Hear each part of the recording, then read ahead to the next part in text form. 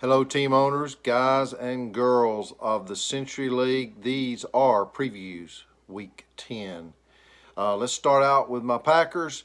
Packers go to the Raiders this week. Packers are favored by 13 in this game. We have had Thursday night football already, but I'm going to pretty much ignore that. None of those scores really matter right now in the final outcome.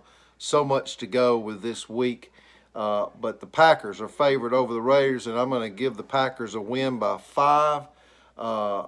Looks like Breeze is going to, as he's back for the Packers now, picked up off of waivers. I don't know who dropped him. They shouldn't have done that. But Breeze is probably going to cancel out Julio Jones. And then when you look at the other matchups, it looks to me like the Packers are going to pull this one out. Game of the week in the AFC is Oilers and Chiefs. Chiefs are 8-1, sitting pretty comfortably right now. I'll show you the standings soon. It is not over out there in the AFC West with this game today, Oilers versus Chiefs. Chiefs a little down on their luck. Oilers healthy with Dak, McCaffrey, Montgomery, Amari Cooper. I think the Oilers are going to pull this one out. They are favored by 13 over the Chiefs, who are injury prone and Hopkins on bye. So we're going to go with the Oilers in this one over Connor's Chiefs. Moving on, Baltimore and Pittsburgh. Both of these teams have had a very bad season. However, remember our first and second tier playoff system guys, both Steve and David. You guys could finish on the top 8 board. Just believe me. Keep playing. Keep lining them up, and you will see once we get to playoffs your opportunity to finish on that top 8 board. Can you do it with the teams you have? I don't know, but injuries, league of attrition with a deep league like this, anything can happen. But I do have this game where the Colts are favored. I'm picking them by 30 over Pittsburgh. Next game is Nico's Lions. Nico started out strong with 4 wins. I'm not sure what happened. Bad trade, injuries. I haven't looked that close at Nico's team, but Nico does line them up this week. Giants favored by 25 points. Bash's team. Bash is in first place, even though my standings are not going to show that, just by means of winning against the Bears. Both of them are 5-3-1. But New York Giants need this game to stay atop, and Nico is just looking for an upset. He needs some extraordinary things to happen there.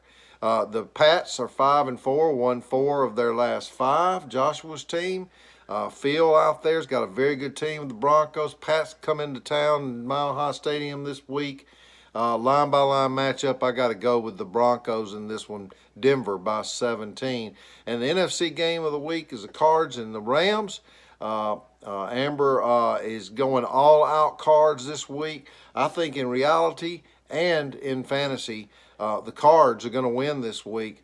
I'm taking the Cards over Harsh's Rams in this one by 10. And if that happens, and the next game, the Hawks win their game where they're favored. Thielen is out for Dallas Cowboys, so I'm putting the Hawks by 30. If the Hawks do win and the Cards win, the Hawks are going to open up a big lead. They will not clinch the division out there in the NFC West if that were the scenario. But the Hawks are looking strong to win their division, have a nice seed going into the playoffs, barring injuries and barring catastrophes. And then finally, the Bears and the Browns. This game is even Steven. It's projected. It's a 1-point difference. Brissett is out, so Browns is going to have to go with the Browns quarterback. Will this be the week that Mayfield looks like the Mayfield that everybody thought he should be looking like? If that is so, the Browns will give the Bears a battle here. So let's go look at the numbers up here, and I did want to point out one thing and one thing mainly, and that is this division right here. As you can see, in this division, the Chiefs are up by 3. But look at the divisional games left. Chiefs have 4 divisional games left. They play Houston twice. If Houston were to win today, that would dwindle that 3-game lead to a 2-game lead. And then, they play each other again. So this is the division to watch going forward. And this one's not too shabby either, the NFC East. It's very tight. I'm not sure that Nico's Lions are going to keep up with some of the things that's happened to his team this year. But, wow, that's a close one, too.